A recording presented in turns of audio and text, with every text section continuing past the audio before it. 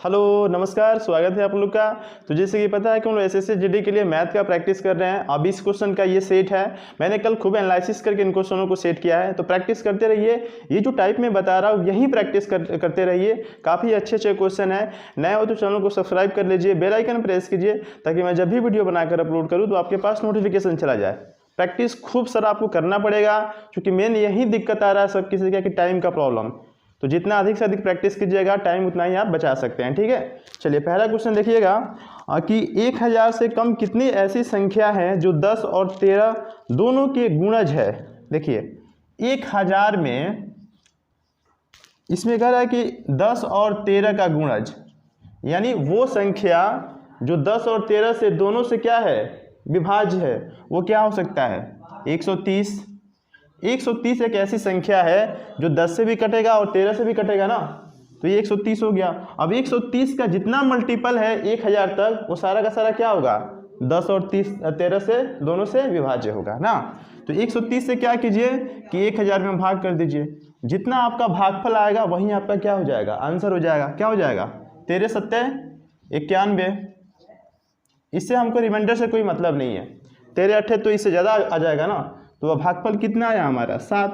यही हमारा आंसर हो जाएगा। ठीक है ना, जो कि चौथा ऑप्शन में दिया है। एक ऐसी संख्या जो 10 और 13 से विभाज्य है वो 130 हो सकता है। ठीक है ना, और 130 जो है वो इसमें कितना आएगा?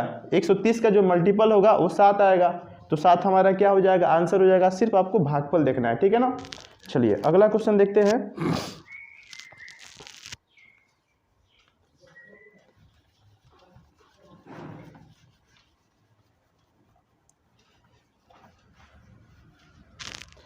अगला जो क्वेश्चन है कि दो संख्याएं ऐसी हैं कि उनके योगफल, अंतर और गुणनफल में 11, 1, 90 का अनुपात है, तो संख्याओं के वर्गों का योगफल कितना है? काफ़ी अच्छा क्वेश्चन है, इसको अच्छा से समझिएगा। ठीक है, देखिए दो संख्याओं का योगफल, संख्या हमें पता नहीं है, x y मान लीजिए संख्या को। ठीक है ना, और इनका जो पहला योगफल दिया है यानी x प्लस वाई का जो मान दिया है वो दिया है 11। ठीक है ना, इनका जो अंतर दिया है वो दिया है 1, x माइनस वाई बराबर कितना दिया है? 1 दिया है ना। और इनका जो गुणनफल दिया है यानी x इंटू वाई में करके दिया है, ये दिया है आपका 90। ठीक है ना, तो यहाँ से हम x y का मान निकाल सकते हैं। यहाँ से हमने ये y कैंसिल हो गया, यहाँ से हो गया 2x बराबर 11 1 12, और x का मान कितना आ गया? 6। जब x का मान 6 आ गया तो y का मान कितना हो जाएगा? 5। चूंकि 6 5 कितना होता है? 11। तो y का मान कितना हो गया? 5।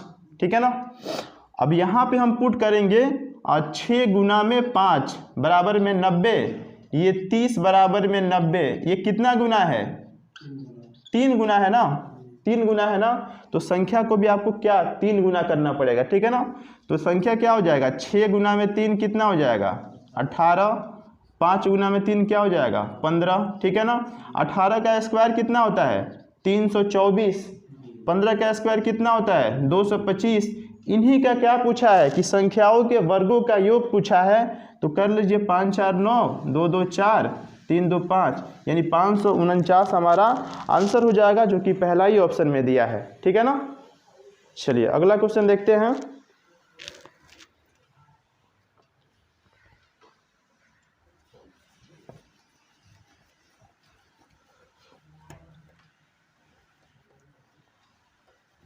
देखिए जो 4-5 क्वेश्चन है जो आपसे नहीं बन रहा है उसी पे आपको काम करना है, उसी क्वेश्चन के लिए आपको काम करना है। ठीक है, जो आसान है वो तो बन ही जाएगा। जो 5-6 क्वेश्चन है जो लास्ट में जो आपके करने होते हैं उसी पे आपको फोकस करना है। ठीक है ना, चलिए अगला जो क्वेश्चन है तीसरा कि 4 घंटियाँ 6, 8, 12 और 18 सेकेंडों के अंतर पर बजती है।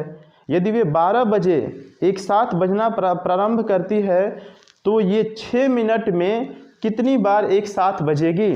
ठीक है ना, देखिए 6 है, 8 है, 12 है और 18 है। इन दोनों का हम क्या करें, सभी का क्या करेंगे? पहले एलसीएम निकाल लेंगे।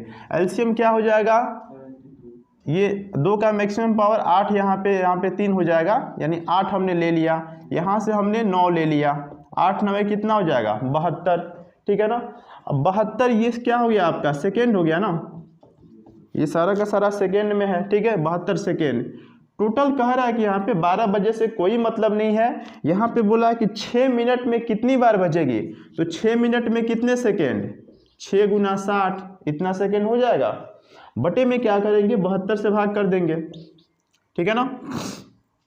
देखिए कितना हो गया ये, 12 छक 72, 12 पचे कितना हो गया 60, यानी 5 बार वो बजेंगे, ठीक है ना, जो कि ऑप्शन चौथा में दिया है, तो चौथा हमारा राइट आंसर हो जाएगा, ठीक है ना।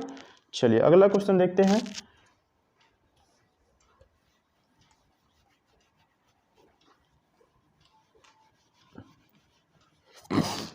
अगला जो क्वेश्चन है कि ये सिंप्लीफिकेशन का क्वेश्चन है, इस टाइप का क्वेश्चन पक्का आपको देखने को मिलेगा, ठीक है ना। देखिए 1/3 है, अब प्लस 1/15 है, अब प्लस 1/35 है, अब प्लस 1/63 है, अब प्लस 1/99 है, ठीक है। तो देखिए ऐसे फैक्टर करना है इसको, नीचे जो दिया है हर में आपका इसको फैक्टर कर लीजिए। इसको हम ऐसे लिख सकते हैं 1 गुना में 3 लिख सकते हैं ना। इसको कैसे लिख सकते हैं 3 गुना में 5, ठीक है। इसको कैसे लिखेंगे 5 गुना में 7, इसको यहाँ पे 7 गुना में 9, और यहाँ पे क्या लिखेंगे 9 गुना में 11 ना। सबका अंतर कितना है, 2-2 का है ना, सबका अंतर कितना है 2-2 का है, ठीक है।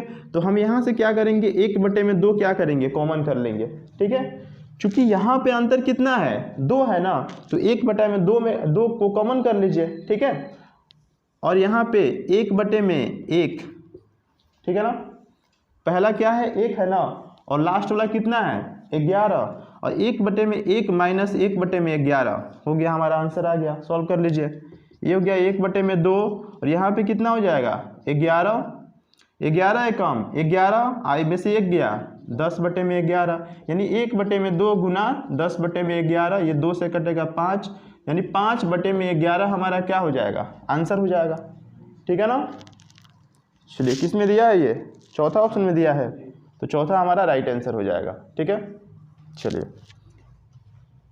आपको पहला फैक्टर देखना है, पहला देखना है कि यहाँ पे 1 है और यहाँ पे 11 है, तो 1/11 सॉरी 1/1 यहाँ पे माइनस में लास्ट वाला 1/11 कर देना है, जो भी कॉमन आपने लिया है उससे उसको गुना करा देना है, ठीक है। चलिए अगला देखते हैं, अगला क्वेश्चन ये बोध मास का क्वेश्चन है, बनाइएगा थोड़ा इसको। रिकॉर्डिंग हो रहा है ऐसा नहीं, अभी तक कह नहीं रहा है ये।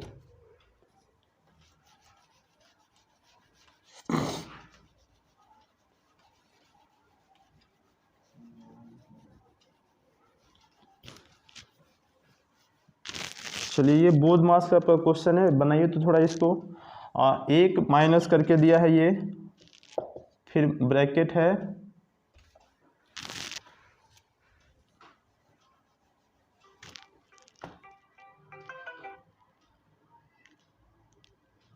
फोन आ रहा है कौन, ये लिखा हुआ इसमें काट दिए, देख ले रहे हैं।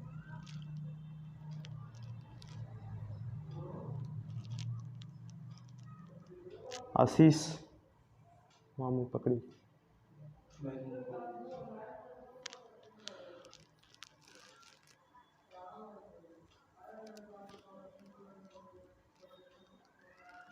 चलिए ठीक है, ये है आपका 1 माइनस ये 5, फिर ये ब्रैकेट है 2 प्लस यहाँ -5 + 6 -2, और इसका ब्रैकेट है यहाँ पे, फिर है यहाँ पे ऐसे है, ठीक है।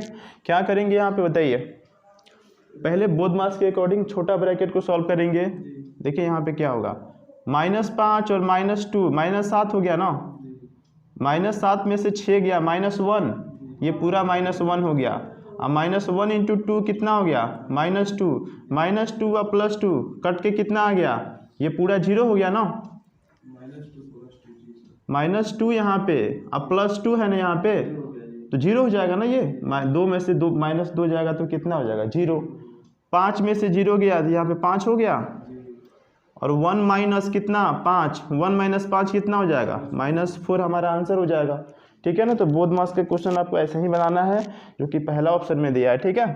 सारा का सारा आपको लिखना नहीं है कॉपी पे, जितना हो सके उतना मन में वहाँ पे स्क्रीन पे ही कर लेना है।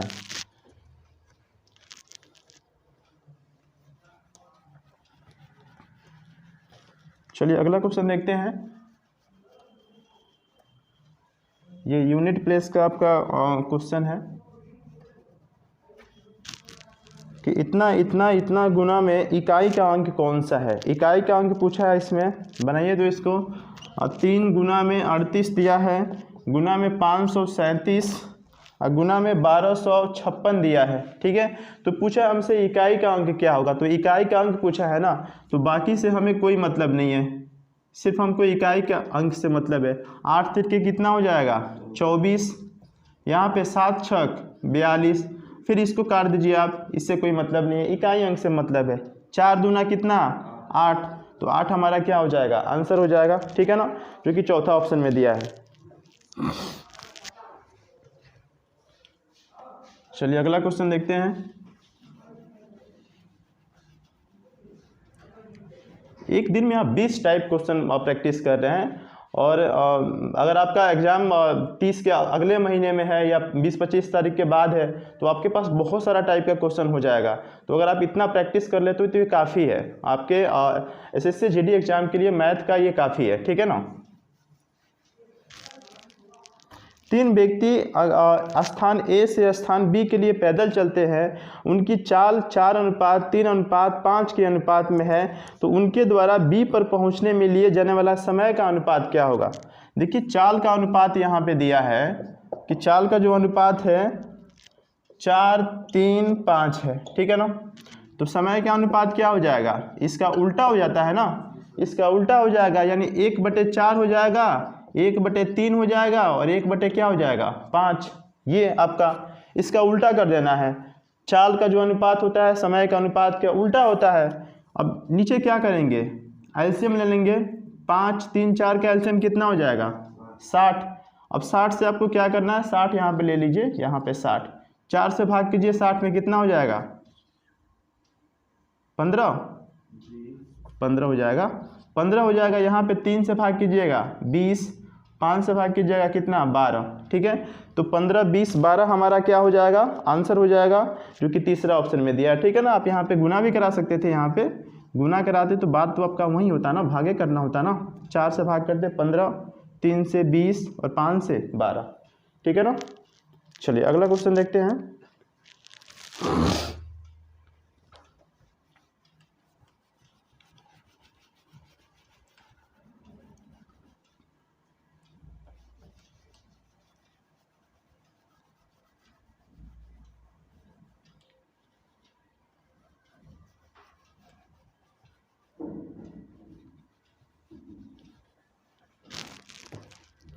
4 लड़कों ABCD की औसत आयु 5 वर्ष है, और ABD तथा E की औसत आयु 6 वर्ष है। उनमें C 8 वर्ष का है, तो E की आयु कितनी है।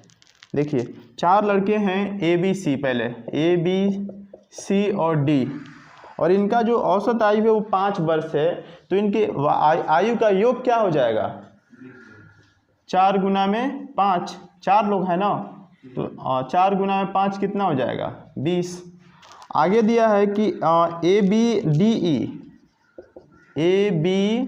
ABDE और इनका जो औसत है ये दिया है आपका 6, तो 4 गुना में 6 कितना हो जाएगा 24, यही होगा ना। अब एक बात बताइए, इसमें दिया है कि उनमें C 8 वर्ष का है, C कितने वर्ष का है 8 वर्ष का है। ठीक है ना, अब C 8 वर्ष का है, तो यहाँ पे अगर आप 8 वर्ष पुट कीजिएगा तो ABD का मान कितना निकल के आ जाएगा, A + B + D का 20 में से 8 गया 12, ABD का मान कितना हो गया 12 ना। अब इसमें ABD का मान पुट कर दीजिए 12, 12 + E बराबर कितना 24 ना। E का पूछा है ना कि E की आयु क्या होगी, तो E बराबर कितना हो जाएगा 24 में से 12 गया, यानी 12 हो जाएगा। ठीक है ना, तो 12 हमारा आंसर हो जाएगा, जो कि पहला ही ऑप्शन में दिया है। चलिए अगला क्वेश्चन बनाते हैं, ये भी औसत का क्वेश्चन है।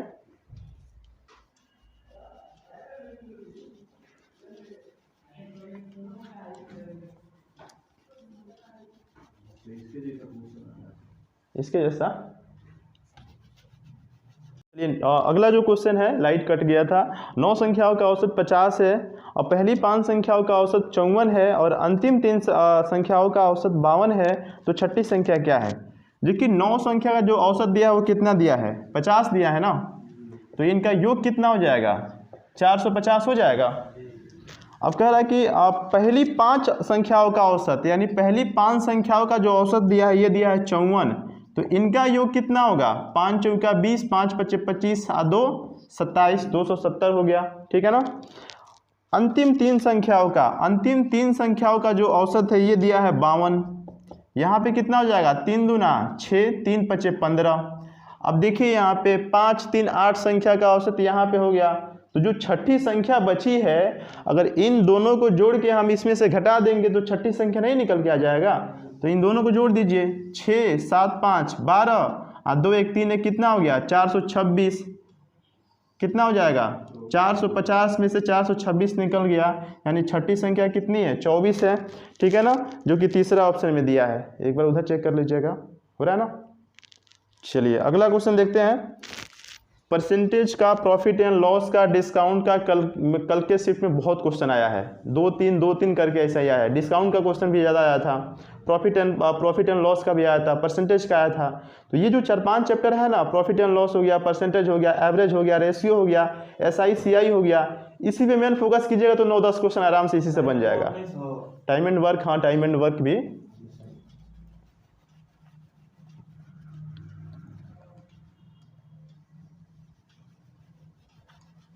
और मेंसुरेशन का तो फार्मूला आपको आना ही चाहिए, फार्मूला बेस्ड क्वेश्चन, आपको सिर्फ फार्मूला याद है तो मेंसुरेशन के क्वेश्चन बन जाएगा, ठीक है ना।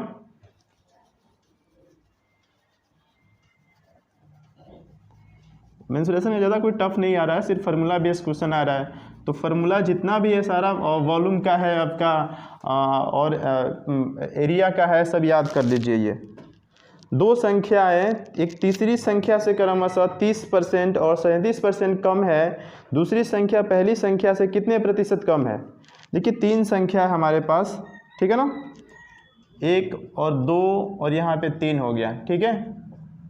पहली संख्या और तीसरी संख्या ना, 2 संख्या है तीसरी संख्या से ना, तीसरी संख्या को 100 मान लीजिए, तो 30% कम है ना, तो 100 का 30% कितना हो जाएगा? 30, और 30 कम है यानी कितना हो जाएगा? 70। ये कम है आपका 37% यानी कितना हो जाएगा? 63। यही हो गया ना। अब कह रहा है कि इसमें तो दूसरी संख्या पहली संख्या से कितने प्रतिशत कम है? अच्छा, अनुपात में कितना कम है? 7, ठीक है ना। और पूछा है कि पहली संख्या से, तो जिससे पूछे ना उसको नीचे कीजिए। कह रहा है कि दूसरी संख्या पहली संख्या से कितने प्रतिशत कम है, तो पहली संख्या कितनी है? 70, गुना में क्या करेंगे? 100, 7 दहा के 70, ये इससे कट गया, यानी 10% कम है, ठीक है ना। इन दोनों का भी पूछ सकता है कि तीसरी संख्या पहली संख्या से कितना ज़्यादा है, ठीक है ना, इनसे भी पूछ सकता है, ठीक है ना, कि तीसरी संख्या पहली संख्या से कितना ज़्यादा है, ठीक है ना। तो आपसे कुछ भी पूछ सकता है। चलिए अगला क्वेश्चन बनाइए। तो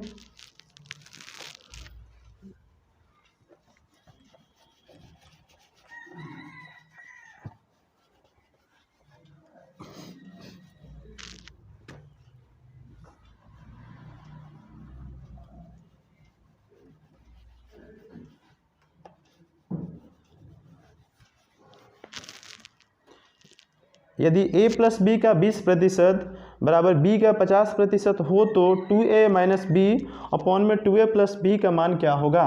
देखिएगा इसको, a + b का दिया है इसमें 20%, ठीक है ना, और ये बराबर है b का कितने? 50% के। बताइए प्रतिशत से प्रतिशत काट दीजिए, 0 से 0 कट गया, अब बचा क्या? 2 ना, यहाँ पे हो जाएगा 2a प्लस में 2b बराबर में हो जाएगा 5b। यहाँ से 2a अपने रोका, 5 में से 2 चला गया, कितना हो गया? 3b, और a अपॉन b का मान कितना आ गया? 3/2। जब आप इनका मान पता चल गया तो पुट कर दीजिए, क्या है? 2a - b अपॉन में दिया है 2a प्लस में b। 2a यानी a का मान कितना है? 3, तो 3 दूना कितना हो जाएगा 6। b का मान कितना है 2 और पॉन में हो जाएगा 2a, a का मान 3 है तो 3 दूना कितना हो गया 6 और प्लस में b का मान 2, तो ये 4 बटे में कितना हो गया 8 और 1 बटे में 2 हमारा क्या हो जाएगा आंसर हो जाएगा, जो कि पहला ऑप्शन में दिया है। ठीक है ना। चलिए अगला क्वेश्चन बनाइए। तो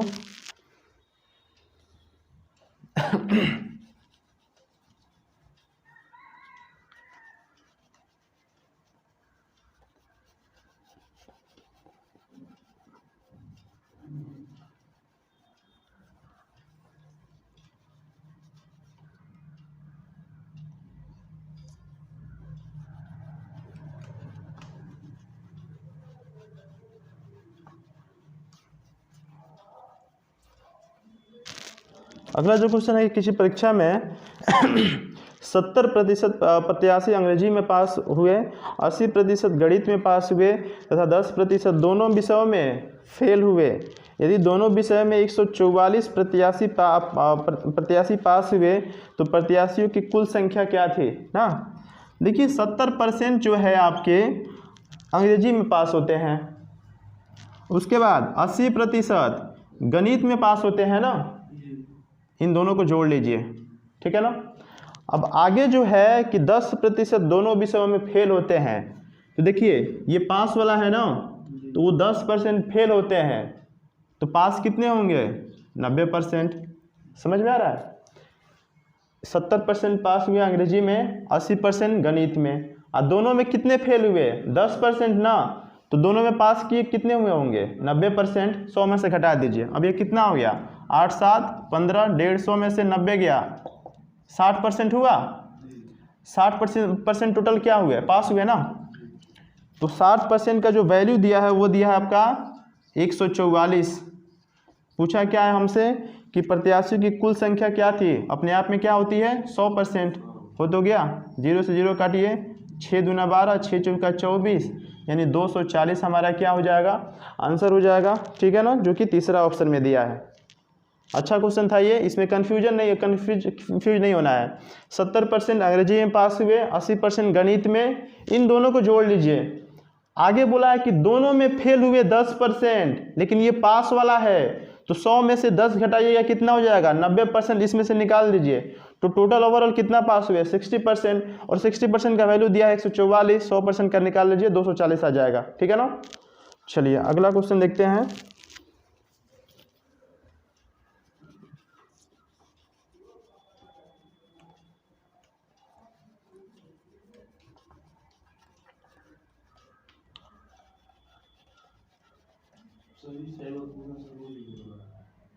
रोज छूट जा रहा है।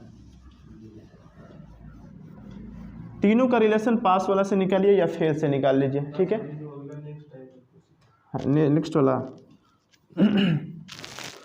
चलिए अगला जो क्वेश्चन है कि यदि 10 वस्तुओं का लागत मूल्य 16 वस्तुओं के विक्रय मूल्य के बराबर हो तो उन वस्तुओं की बिक्री पर कितने प्रतिशत का लाभ या हानि होगी ना।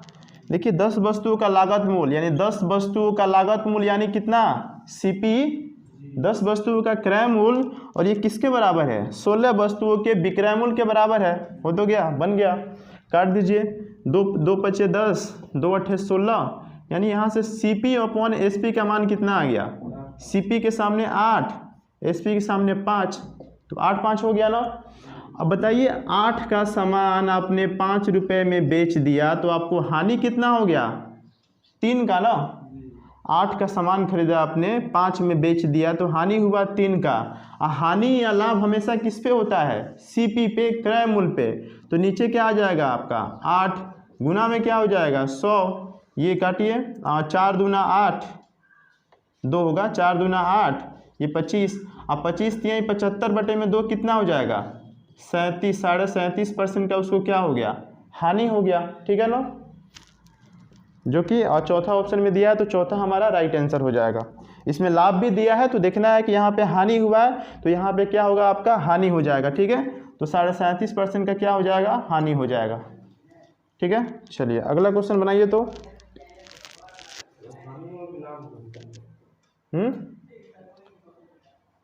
CP आपका, CP के सामने क्या है 8 है ना, और SP के सामने क्या है यहाँ पे 5 है ना, इसमें बोला है कि 10 वस्तुओं का लागत मूल्य 16 वस्तुओं के विक्रय मूल्य के बराबर है। तो सीपी और एसपी का आपने रेशियो निकाला तो 8 का सामान आपने 5 रुपये में बेच दिया तो आपका हानि होगा ना, 3 रुपये का हानि हुआ।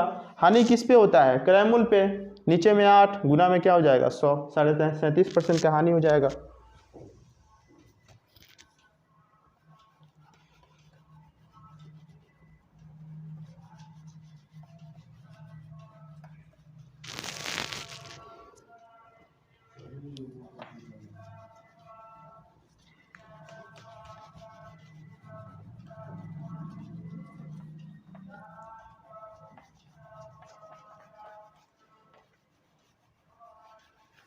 चलिए अगला क्वेश्चन बनाइए तो कि एक व्यापारी के पास 1000 किलोग्राम चीनी है, इसका कुछ भाग वह 8% लाभ पर और शेष 18% लाभ पर बेचता है और उसे कुल 14% लाभ होता है, तो कितनी मात्रा उसने 8% लाभ पर बेची?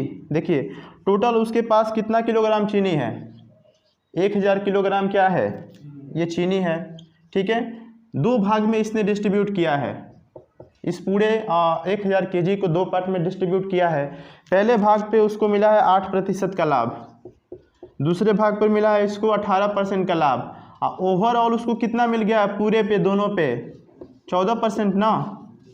अब लगा दीजिए एलिगेशन, 18 में से 14 गया, 4% यहाँ पे आ गया और 14 में से 8 गया यहाँ पे 6%। परसेंट से परसेंट कैंसिल हो जाएगा, 2 दूना 4, 2 तिहाई 6, ठीक है ना। तो इनका जो अनुपात हुआ 2:3 हो गया।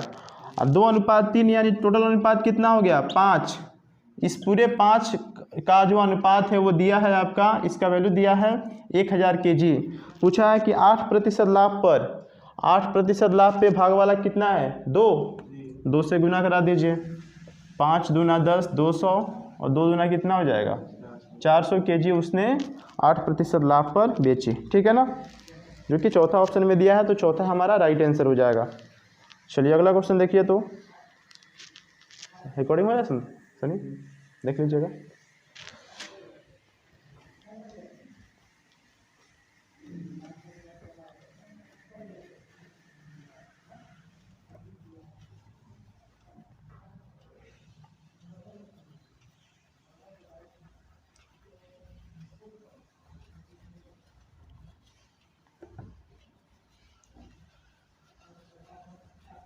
थोड़ा सा इसको पैंट लेना इसमें सनी, थोड़ा सा भिगाइए उसको थोड़ा सा आगे।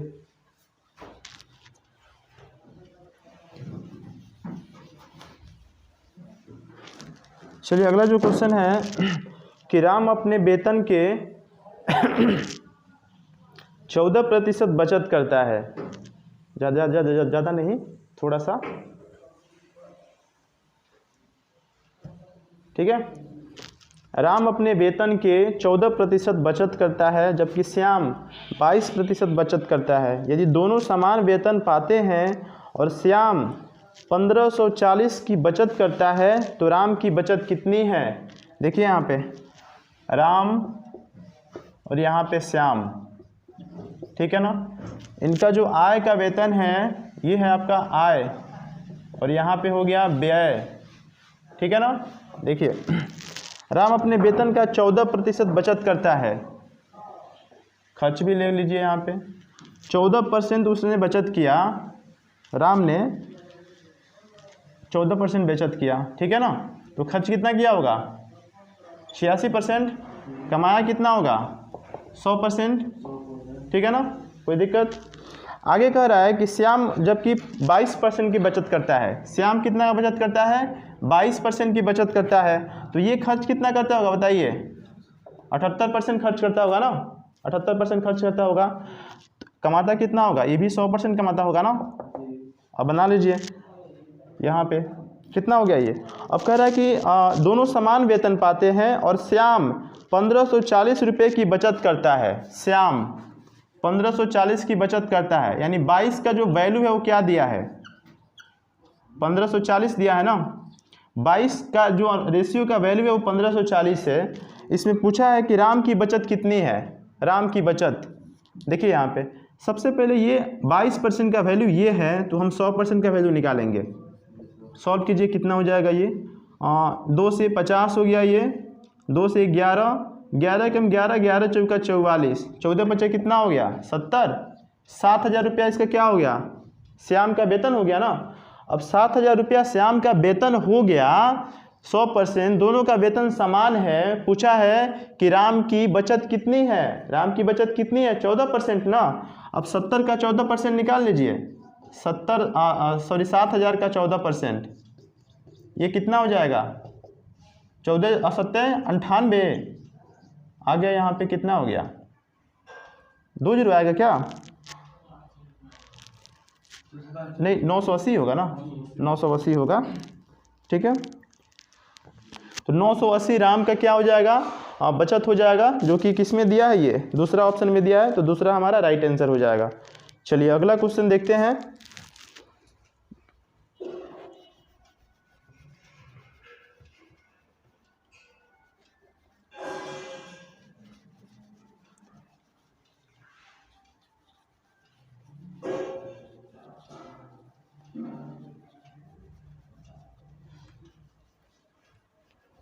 ना मिटक ही नहीं रहा है ये।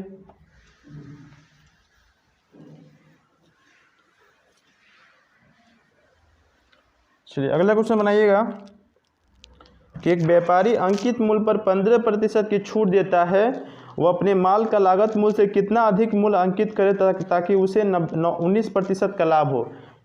एमपी, सीपी और एमपी पे बहुत सारा क्वेश्चन आ रहा है। कल डिस्काउंट पे 3 क्वेश्चन आया हुआ था, ठीक है ना। तो डिस्काउंट को अच्छा से पढ़िए। सीपी और एमपी का रेशियो हमेशा याद रखिए। सीपी एमपी का जो रेशियो होता है ये होता है आपका 100 माइनस डिस्काउंट परसेंट अपॉन में होता है 100 प्लस में प्रॉफिट परसेंट, ठीक है ना। ये अनुपात होता है दोनों का, इसको याद कर लीजिए। सीपी और एमपी का रेशियो यही होता है। इस पे बहुत सारा क्वेश्चन आपसे पूछा जाएगा। तो डिस्काउंट कितना देता है 15% का छूट देता है, तो 100 में से 15 गया 85%। उसको लाभ कितना हो गया 19% का, यानी 100 प्लस लाभ कितना हो गया 119। 100% प्लस में 19% कितना हो गया 119%। अब कह रहा है कि यहाँ पे कि वो अपने माल का लागत मूल्य से कितना अधिक मूल्य अंकित करना पड़ेगा उसको। सामान खरीदा 85 में, उसका दाम रख दिया 119, तो बढ़ा कितना दिया 15 और 19 कितना हो गया 34 ना। और 34 जो इसने बढ़ाया है वो किस पे बढ़ाया है सीपी पे ना, 85 पे। गुना में 100 कर दीजिए, 17 दूना 34, 17 पचे 85, 5 से हो गया 20, अब 20 दूना कितना हो गया 40% अधिक उसने अंकित कर दिया था उस पर, ठीक है ना। जो कि चौथा ऑप्शन में दिया है, तो चौथा हमारा राइट आंसर हो जाएगा, ठीक है ना। चलिए अगला क्वेश्चन बनाइए। तो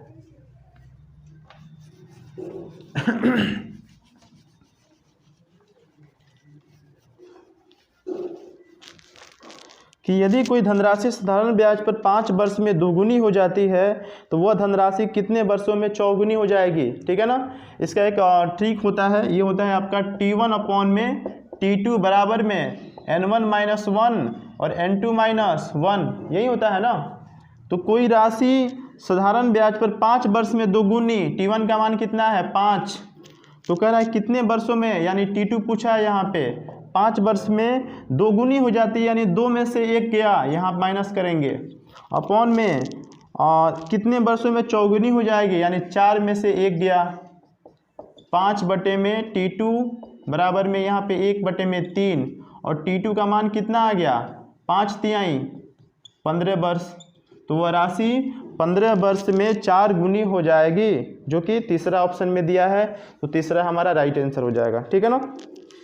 चलिए अब टाइम एंड वर्क का क्वेश्चन बनाइए। तो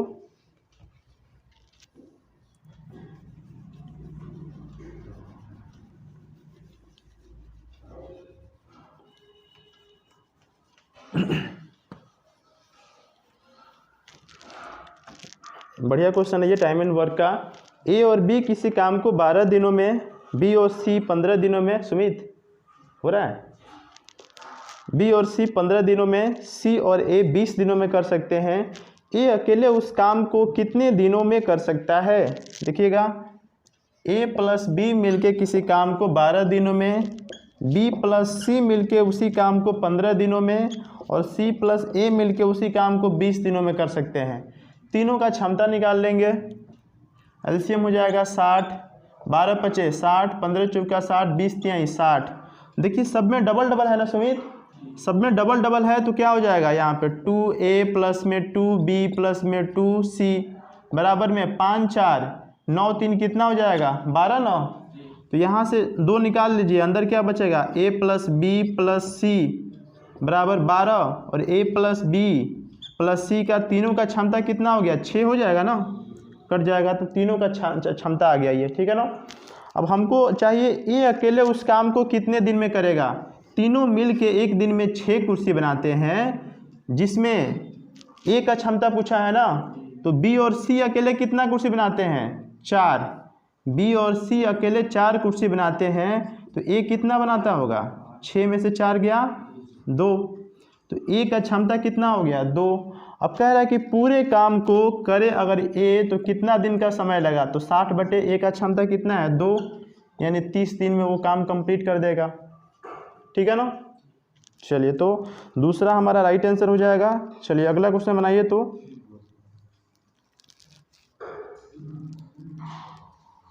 चलिए ये आपका CI का क्वेश्चन है, चक्रवृद्धि ब्याज का। इसी टाइप पे सेम टू सेम टाइप पे कल क्वेश्चन आया हुआ था, सेम क्वेश्चन आया था।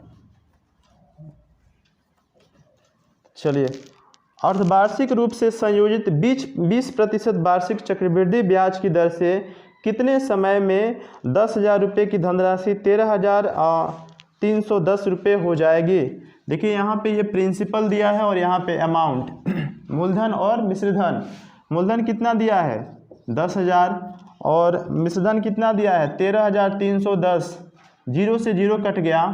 अब गौर से देखिएगा तो दोबारा कटने वाला है, ये दोबारा कटने वाला है नहीं है ना।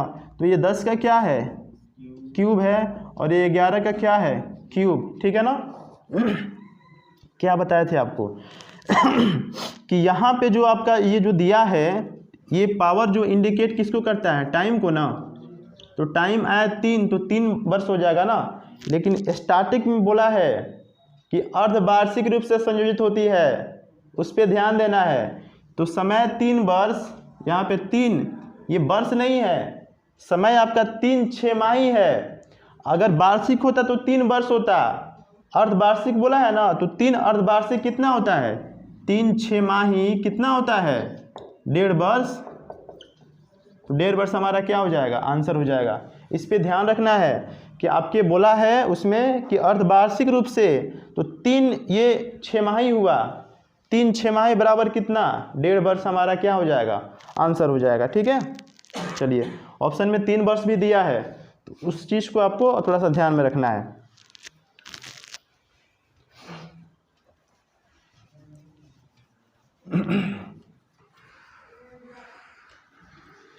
चलिए अगला जो क्वेश्चन है कि 200 मीटर लंबी ट्रेन और 36 किलोमीटर प्रति घंटा के रफ्तार से चलकर एक पुल को पार करने में 55 सेकेंड लेती है, तो पुल की लंबाई बताइए।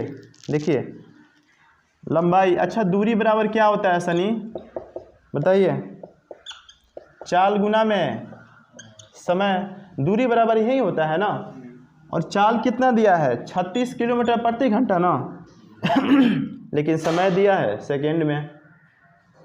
सुमित चाल को ये किलोमीटर प्रति घंटा में है, इसको मीटर पर सेकेंड में हमको चेंज करना है, तो किससे गुना कराएंगे 5/18 से, ठीक है ना। 5/18 से हमने गुना कर लिया, ये मीटर पर सेकेंड में हो गया, ठीक है ना। अब कह रहा है कि 55 सेकेंड लेती है, समय कितना 55 सेकेंड हो तो गया यहाँ पे 18 दूना 36, 5 दूना 10, 550 मीटर उसने टोटल डिस्टेंस कवर किया ना। इसमें ट्रेन की लंबाई कितनी है, ट्रेन की लंबाई जब भी कोई किसी पुल को पार करेगी या प्लेटफॉर्म को पार करेगी तो अपनी लंबाई प्लस पुल की लंबाई, ठीक है ना, किसी प्लेटफॉर्म की लंबाई। तो ये ट्रेन की लंबाई या प्लस पुल की लंबाई है ये 550 मीटर, जिसमें ट्रेन की लंबाई कितना है 200 मीटर और प्लस में p बराबर तो 550 में से इसको घटा दीजिएगा तो 350 क्या हो जाएगा मीटर पुल की लंबाई हो जाएगी, ठीक है ना। जो कि किस में दिया है, तीसरा ऑप्शन में दिया है। चलिए अगला क्वेश्चन बनाइए। तो हो गया क्या सनी, समाप्त हो गया? हो गया 20 क्वेश्चन हो नहीं गया? ये तो कल वाले सेट का क्वेश्चन है, ये जो रेशियो में दिया है 2a = 3b आए, हो गया ना? तो आशा करते हैं कि आज का सेशन आप लोग को बहुत अच्छा लगा हो। लाइक कीजिए, बस इतना प्रैक्टिस करते रहिए। अगर आपका एग्जाम फरवरी में है या 20-25 के बाद है तो 10-15 दिन है, अगर प्रतिदिन 20 टाइप का क्वेश्चन प्रैक्टिस करते हैं तो ये काफ़ी ज़्यादा हो जाएगा, और इससे बाहर मुझे नहीं लगता कि आने की संभावना है। तो इतना ही प्रैक्टिस करते रहिए, ठीक है, और अपने ग्रुप में थोड़ा सा शेयर कर दीजिए, और मिलते हैं नेक्स्ट वीडियो में। Thank you so much.